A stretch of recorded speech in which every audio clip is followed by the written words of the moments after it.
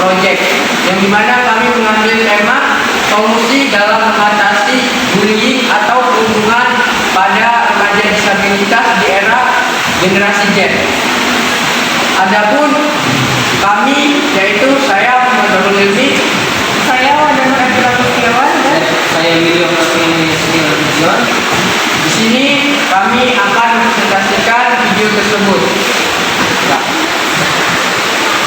Di sini saya sebagai pemateri pertama akan menjelaskan mengapa kami memilih topik mengenai solusi mengatasi permasalahan bullying atau perundungan pada remaja disabilitas di era generasi Z, yang dimana kasus ini sering marak terjadi pada khususnya anak disabilitas yang berada pada sekolah luar biasa atau SLB, yang dimana hal ini disebabkan oleh keterbatasan fisik ataupun mental yang dimiliki oleh mereka. Nah, bullying adalah suatu tindakan atau perbuatan tercela ataupun merupakan tindakan yang tidak baik yang dimana dilakukan secara agresif oleh satu orang ataupun orang banyak terhadap orang yang lebih lemah daripada mereka untuk dijadikan sebagai bahan candaan. Akan tetapi akibat dari candaan tersebut membuat mental psikologi mereka menjadi terganggu. Nah, jenis-jenis bullying terbagi menjadi beberapa macam. Yang pertama ada fisik. Fisik terjadi pada tubuh, yang dimana berupa pukulan ataupun kekerasan pada area badan. Kemudian yang kedua ada secara verbal ataupun secara perkataan. Yang ketiga yaitu secara psikologi.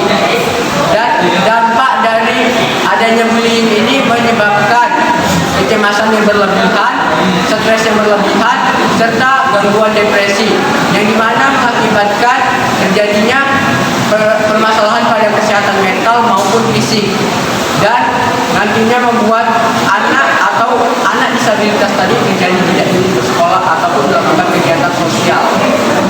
Serta dampak dari adanya bullying ini membuat selera makan berkurang, jam tidur menjadi terganggu, dan dari adanya bullying atau perundungan pada remaja, terutama remaja disabilitas di era generasi Z saat ini, yaitu pertama diakibatkan kurangnya kesadaran atau pemahaman tentang apa itu bullying atau bentuk kampanye bullying yang diterapkan di sekolah maupun lingkungan keluarga. Kemudian yang kedua, adanya keterbatasan fisik yang dimiliki oleh remaja disabilitas. Baru yang ketiga yaitu adanya tekanan berupa tekanan sosial, akademik maupun keluarga. Dan yang keempat, adanya pengaruh teknologi. Hal ini yang menyebabkan terjadinya bullying marak terjadi, dikarenakan banyak yang ingin berlomba-lomba membuat konten yang tidak baik untuk disebarkan melalui adanya medsos. Cukup sekian penjelasan dari saya, selanjutnya akan dijelaskan oleh teman saya. Materi dari baru tentang solusi-solusi yang diberikan untuk meminimalisir terjadinya bullying di sekolah ataupun mana saja menurut peran orang tua. Yang pertama, kita bisa memberikan contoh dampak dari bullying. Baru kita juga bisa memberitahukan kepada anak kita cara tentang menolak masalah bullying dengan terbuka dan dengan cara yang percaya diri. Yang kedua, kita bisa khusus untuk ABK atau anak berkebutuhan khusus, kita bisa memisahkan mereka dari situasi-situasi atau tempat yang bisa mengakibatkan dia terkena bully. Yang ketiga, kita bisa membangun komunikasi dua arah terhadap orang tua dan terhadap anak dengan cara itulah caranya yang kita bisa meminimalisir atau mengurangi terjadinya bullying. Yang keempat, kita bisa memantau perkembangan dan pergerakan setiap anak. Yang kelima, kita bisa mendukung apapun kelebihan anak, termasuk ABK atau anak berkebutuhan khusus. Jadi materi selanjutnya akan disampaikan oleh teman saya Wanda Nurul Setiawan. alternatif solusi untuk mencegah bully terhadap ABK di sekolah berdasarkan guru BK, yaitu yang pertama, di lingkungan sekolah harus dibangun kesadaran dan pemahaman tentang bully dan dampaknya terhadap semua stakeholder di sekolah, mulai dari murid, guru, kepala sekolah, pengurus sekolah hingga orang tua. Yang kedua, melakukan sosialisasi tentang program anti bully.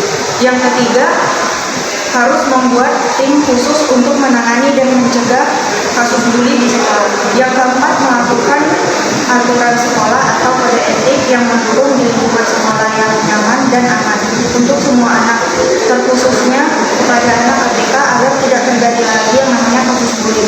Yang kelima, sekolah juga harus ramah dan memberikan fasilitas yang mumpuni terhadap anak-anak, terutama peserta didik ABK. Baiklah, cukup sekian video singkat dari presentasi kami. Lebih dan kurang kami mohon maaf. Kami sudahi dengan assalamualaikum.